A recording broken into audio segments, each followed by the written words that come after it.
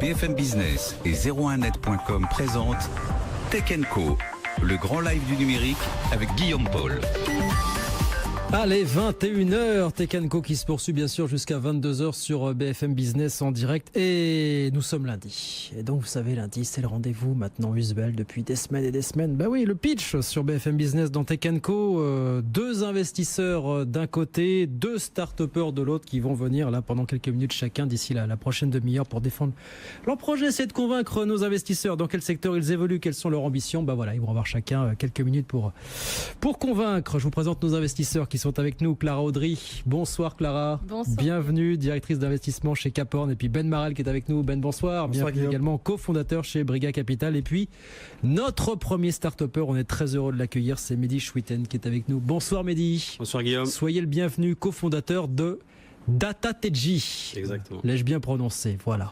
On m'a fait un pitch, c'est Lorraine qui m'a fait le pitch. La data science rencontre la stratégie commerciale. Voilà ce qu'on m'a écrit. On n'en sait pas plus.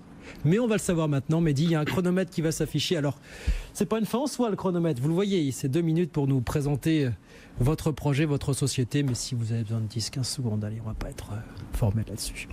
2 minutes, DataTG, on vous écoute, Mehdi. Allez-y. Alors, DataTG, c'est avant tout une équipe d'experts en intelligence artificielle de classe mondiale, puisque nous avons été chercher les meilleurs talents au Japon, en Suède, au UK et notamment en France. Cette équipe, elle partage une vision. La vision, c'est que la data science va révolutionner la manière dont on perçoit la stratégie business. Donc aujourd'hui, nous avons déjà des outils pour pré-traiter de la data, la visualiser, la transformer, l'analyser. Et notre solution se distingue sur 2 principaux points. Le premier, c'est notre capacité à analyser des données massives en temps réel, par exemple des millions de voyageurs qui se déplacent dans un réseau de transport en commun. Et le deuxième point, c'est que nous avons franchi le cap de la capacité à prendre une décision par la machine. C'est-à-dire qu'au-delà de l'analyse sur des graphiques et de l'analyse de données à proprement parler, nous sommes capables de franchir le pas suivant qui est qu'on va prendre une décision concrète à partir de l'analyse qui ressort des algorithmes et donc derrière d'optimiser une métrique à travers cette action concrète. Donc cette solution se traduit par des modules donc, qui peuvent se décliner sur différents secteurs. Et pour avoir un go-to-market rapide, nous avons développé et déployé un premier module qui est un module de lutte contre la fraude dans les transports en commun.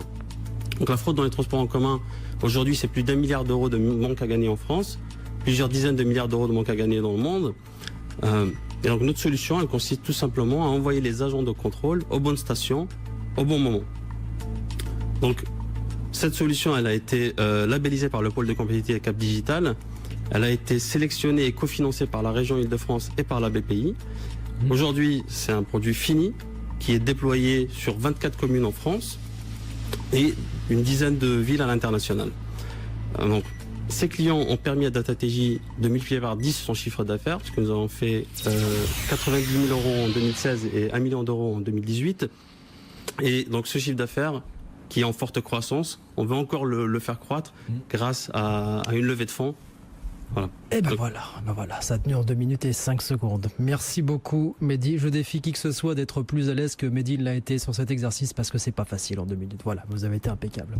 Voilà le projet décliné pendant quelques minutes. DataTG avec Mehdi Chouiten avec nous sur BFM Business. Clara, Ben, on a quelques minutes pour débriefer, pour écouter vos questions diverses et variées, vos recommandations. Qui va commencer? Clara. Allez, je me lance. Allez. Est-ce que tu pourrais nous en dire plus sur ton équipe et comment elle est composée? Alors, l'équipe est en très grande partie composée d'ingénieurs et de docteurs.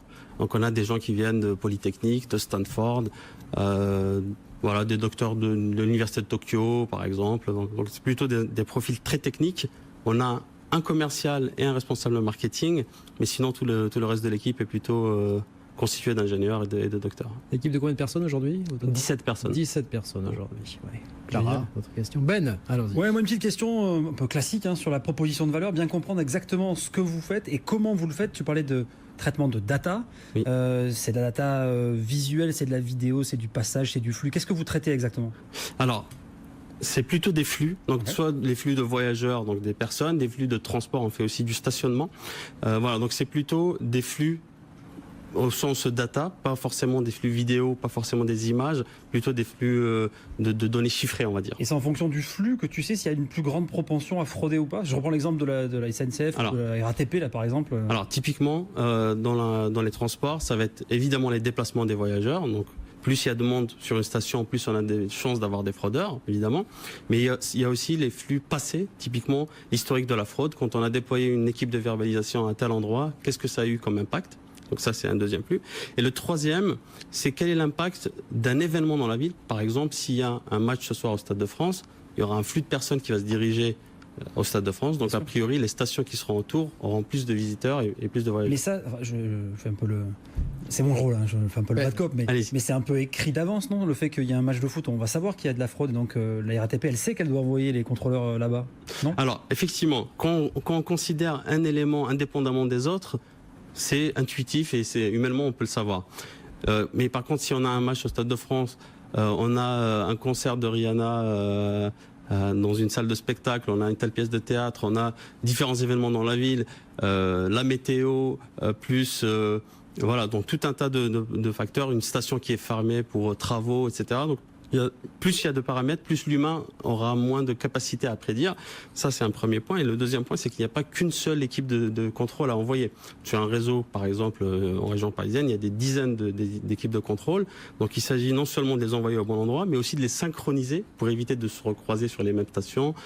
Et voilà, donc c'est plus complexe que juste de tenir compte d'un seul élément. Ok, merci. Clara, d'autres questions? Alors je suis ravie d'apprendre qu'on a plusieurs milliards à aller chercher pour renflouer les caisses. Ouais, quand tu parlais de manque à gagner de combien sur le... Alors en France, c'est un peu plus d'1 milliard. Un peu plus d'1 milliard. La SNCF seule, c'est 600 millions. Ouais, c'est ça, ouais. Voilà. C'est ça. La SNCF, sur le train, juste le train. Uniquement le train, ouais. Et du coup, par rapport à ça, comment quel business model tu as choisi et comment tu arrives à valoriser tout ce traitement de la data et cette prévision qui va optimiser un petit peu tout ça? Alors le business model aujourd'hui il est basé sur une souscription annuelle qui est basée sur le nombre d'agents de contrôle qui sont déployés sur le terrain. Donc plus l'opérateur a des agents de contrôle, donc nos clients sont des opérateurs privés comme la RATP, la SNCF, Keolis, Transdev, etc.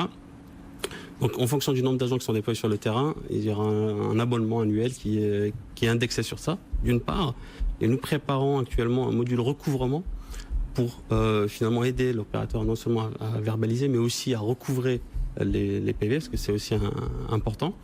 Et donc, il y aura un pourcentage des PV recouvrés aussi. Et si c'est pas confidentiel, tu peux nous donner une idée du montant moyen des contrats que tu as signés jusqu'à présent pour former ce million de chiffre d'affaires, si j'ai bien compris? Alors, c'est très variable, justement, parce que les agents de verbalisation, il y a des réseaux où il y a 15 agents de verbalisation, d'autres où il y a plus de 1000. Donc voilà, c'est très très variable. Et justement, pour revenir sur la taille du marché et la question sur la segmentation, finalement, il y a 60% du marché à la SNCF, pour faire simple, et les 40% suivants, ils sont répartis sur combien d'acteurs? Ça fait combien de clients potentiels à aller attaquer? Alors, en groupe, ça fait peu de groupes finalement. D'accord. Mais par exemple, Keolis avec lequel on travaille avec différents réseaux indépendants. Par exemple, on a un client dans l'Essonne qui gère uniquement des villes dans l'Essonne. Et donc, c'est plus de 40 réseaux différents qui sont indépendants, même s'ils dépendent du groupe Keolis, ils prennent leurs décisions indépendamment de la maison mère. Donc si tu regardes ces différents réseaux indépendants, ça fait combien en nombre sur les 40? Alors, ça fait quelques centaines de réseaux. Centaines. Ouais, voilà. Et ça peut concerner potentiellement des acteurs d'autres secteurs que la mobilité Exactement. Donc, ce qu'on disait, c'est qu'aujourd'hui, le module qui est prêt à l'emploi est déjà déployé et commercialisé, c'est ce module-là. Ouais. Évidemment, donc, la solution elle est conçue de manière modulaire pour justement permettre de s'étendre sur d'autres sujets. Nous préparons par exemple un module d'estimation du flux de personnes qui rentrent dans les bâtiments. Donc on a un partenariat avec des universités dans la région parisienne pour justement à tout moment savoir combien il y a de personnes dans chaque bâtiment. Donc typiquement en cas d'attentat ou en cas d'incendie, on sait exactement le nombre de personnes qu'il faut évacuer. Donc il y a plusieurs enjeux qui sont liés à ça. Donc aujourd'hui c'est les universités, ça peut être demain les aéroports. Voilà, donc ça peut être plein d'applications autres. Y a-t-il d'autres questions dans les médias? Moi j'en ai une sur le funding. Tu disais on va attaquer une levée de fonds pour accélérer et aller plus vite sur la commercialisation. Combien tu cherches et qu'est-ce que tu penses faire avec ça? Alors, on est aujourd'hui sur 2,5 millions. Voilà, c'est le montant qu'on recherche aujourd'hui. tout simplement pour fiabiliser encore la R&D, attaquer plus de modules, donc plus de secteurs plus rapidement, et développer la partie commerciale. Aujourd'hui, on a un seul commercial, donc on fait 1 million d'euros de chiffre d'affaires, mais avec un seul commercial. Chapeau à lui. Voilà, donc, il est efficace. Effectivement, donc il fait partie des associés de la société. Et voilà, donc l'idée c'est d'améliorer la partie R&D, mais aussi et surtout d'attaquer plus massivement le market. Question incontournable, dans 10 ans, la société, elle est où dans le meilleur des mondes, Mehdi, finalement? Alors dans 10 ans, idéalement, on est coté en bourse. Ah, Bonne réponse. Bonne réponse. avant 10 ans, peut-être, si ça se trouve dans le meilleur des Même mondes. avant, Pourquoi pas. peut-être. 10 ans, ouais, c'est le bon délai pour vous, le temps y a de... pas de- pas Il n'y a pas de délai. règle. Il n'y a pas de règle. 10 ans, on est coté en bourse, de toute façon. Merci beaucoup, Mehdi. Merci d'avoir été avec nous pour ce grand oral. Mehdi Schwitten, donc cofondateur de DataTedji, qu'on va retrouver dans quelques minutes. Ce sera le verdict des investisseurs qui sont avec nous, Clara Audry et Ben Marel, qui vont se faire les dents dans un instant sur un deuxième start-upper qui va nous rejoindre pour le grand oral, le pitch, la suite dans une petite minute sur BFM Business. À tout de suite. Venez Mehdi, venez, vous nous rejoignez. Vous avez été le premier tout à l'heure à intervenir, vous avez essuyé les plâtres aujourd'hui et Dieu sait si l'exercice est difficile. Voilà, vous relevez un petit peu votre micro comme vos voisins, voilà. Mehdi Schwitten, DataTedji, Benoît Gagnon, Murios, ils ont passé chacun le grand oral devant nos investisseurs, Clara et Ben. Voilà, il nous reste 3 minutes, je vais vous poser la question, Clara, Ben. Êtes-vous plutôt DataTedji ou Murios ce soir? Muros, pardon, excusez-moi. Du latin Muros. Latin. Clara. Alors c'est un choix cornélien. Vous avez tous les deux été très bons dans vos pitchs, très clairs dans votre value proposition. Je vais donner ma voix à Muros. Vraiment le sujet de la relation client me paraît tellement stratégique que je pense qu'il y a beaucoup à faire notamment avec la donnée dans ce domaine. Vous votez Murios. Moi Ben. Ouais, je vais sortir ma casquette un peu Jacques Martin, comme à l'école des fans. Je vais choisir l'autre. Tout le monde a gagné. Exactement, tout le monde a gagné.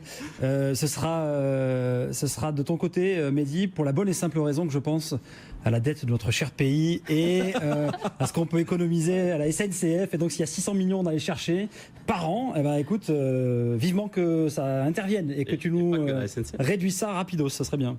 Préoccupation de l'État, effectivement, préoccupation du consommateur, voilà, data center et autres. Mehdi, peut-être une précision, quelque chose que vous n'avez pas dit, que vous vouliez mentionner pendant votre pitch, voilà, au regard de ce qui a été dit. Peut-être, alors j'aimerais déjà remercier notre premier client, TIS, qui m'a fait un SMS pour me dire annonce-le à la télé. Tu aurais pu parler de nous. Voilà. Donc voilà, je les remercie beaucoup parce que c'est les premiers à nous avoir accompagnés. C'est aussi ceux qui nous ont permis de fiabiliser la solution. Et voilà. Mais sinon, merci pour vos feedbacks. Même si c'est court, mais d'autres conseils à donner à Mehdi éventuellement, ce que vous avez entendu sur 10 minutes éventuellement là. Non, j'ai l'impression que la vente va être complexe, que c'est vraiment du B2B. Vente complexe avec des cycles assez longs. Donc peut-être bien muscler l'équipe commerciale et pas avoir peur d'investir. De ce côté de l'océan, on a souvent tendance à oublier que les sales... effectivement, ça se vend pas comme une baguette de pain. mais alors, la réalité du terrain et nos chiffres aujourd'hui démontrent que finalement, comme c'est un enjeu de coût immédiat et d'impact sur le chiffre d'affaires immédiat pour les opérateurs, quand on dit on vous fait gagner temps, ils sont prêts à investir une fraction de ce temps. Ouais, bien sûr. Ouais. Voilà. Moi, pour compléter ce point-là, je dirais partez à l'étranger rapidos. En fait, s'il y a vraiment un sujet comme le vôtre qu'il faut internationaliser, parce que d'un côté, je disais ça en blaguant tout à l'heure, 600 millions, 1 milliard, c'est énormément d'argent pour le contribuable. Donc, s'il vous plaît, œuvrez le plus vite possible. Mais à côté de ça, on sait très bien que ce genre d'acteurs ne vous donneront qu'une petite portion. Et donc, en termes de taille de marché adressable, ça risque d'être un marché un peu petit. Donc, n'hésitez pas à aller très vite ailleurs pour vendre votre solution à ceux qui en ont besoin. Clara, Ben, même question. Rapidement, il nous reste à moins 30 secondes de conseils peut-être à Benoît, qui lui aussi, on a gagné ce soir. Ouais. Clara. Je prétends pas avoir des conseils pour tous les entrepreneurs, mais peut-être continuer aussi l'interconnectivité avec les solutions existantes sur le marché, parce que j'imagine que c'est ce qui va aussi déterminer votre reach client. Voilà. Les mots de la fin, Benoît, on vous écoute. Voilà, quelque chose que vous voulez mentionner, que vous n'avez pas mentionné. Pour votre défense, tout le monde a gagné ce soir, encore une fois. Mais voilà. J'ai remercié tout à l'heure Techstars pour le support qu'ils nous ont apporté. Je voulais aussi remercier Zendesk avec son programme d'incubation qui croit en la complémentarité de notre technologie à la leur. Et ben voilà, tout le monde a gagné ce soir. Faut bien de temps en temps, pourquoi pas après tout. Pourquoi pas. Que deux gagnants ce soir dans ce pitch du 1er octobre 2018. Mehdi Choueten, cofondateur d'Atateji, et donc Benoît Gagnon pour, je vais y arriver, Mi-Euros. Bien. C'est un exercice quand même, hein, il faut l'avoir. Il m'a fallu quelques temps avant de l'orthographier. C'est vrai. Merci à nos investisseurs, également Clara Audry, directrice d'investissement chez Caporn, et Ben Marel, cofondateur de Brigade Capital. Merci Ben, Clara, merci beaucoup, merci à toutes et à tous. 21h28, on marque une pause, le journal dans un instant, et puis Tech & Co qui se poursuit bien sûr jusqu'à 22h. À tout de suite.